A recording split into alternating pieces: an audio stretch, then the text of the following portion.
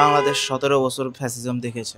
পৃথিবীর বিভিন্ন দেশে ফ্যাসিস্ট বিরোধী স্টাডি হয়, যেমন হিটলারকে নিয়ে স্টাডি করা হয়, মুসোলিনিকে নিয়ে স্টাডি করা হয়। এই ধরনের ক্যারেক্টারিস্টিক ভবিষ্যতে গড়ে না ওঠে। তো আমাদের উদ্দেশ্য এটাই, ভবিষ্যতে যেন কেউ দ্বিতীয় শেখ হাসিনা হওয়ার সাহস না করে। শাপলা হত্যা এবং বিডিআর হত্যা সহ 2024-এর যে গণহত্যা চালানো হয়েছিল, এই ফ্যাসিস্ট খুনি হাসিনা তারা যে কার্যক্রম করেছিল সেটার গবেষণাগার এখানে তৈরি করা হচ্ছে এবং আন্তর্জাতিক পর্যায়ে এই গবেষণা করা হবে। আমি তো শেখ হাসিনা গবেষণা ইনস্টিটিউট লিখতে পারি না, আমি আওয়ামী লীগ গবেষণা ইনস্টিটিউট লিখতে পারি না। কেননা আওয়ামী লীগ বা শেখ হাসিনা ফ্যাসিবাদ হয়ে উঠেছে, তারা কিন্তু গণতান্ত্রিক সরকার ছিল, তারা কেউ অগণতান্ত্রিকভাবে আসে নাই। মুসোলিনি ছিল কমিউনিস্ট বা হিটলার ছিল জার্মানির নেতা, কিন্তু গণতন্ত্রের মাধ্যমে এসে শেখ হাসিনা যে একটা ফ্যাসিবাদ কায়েম করেছে, সেটার এগেইনস্টে ফ্যাসিবাদ এবং গণহত্যা ইনস্টিটিউটে এটা কাজ করবে।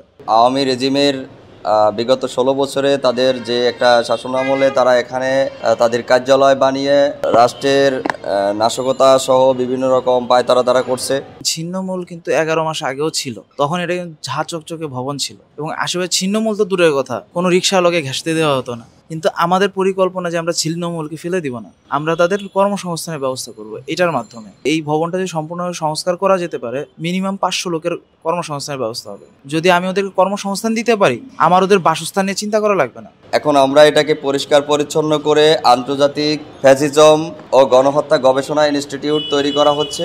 সরকারি প্রতিষ্ঠান আছে ওয়াসা এবং সিটি কর্পোরেশন, আমরা তাদের কাছে আবেদন করেছি, তারা আমাদের আবেদন মঞ্জুর করেছে। তাই তারা আমাদের ক্লিনিং করতে হেল্প করছে বিভিন্ন ইকুইপমেন্ট দিয়ে।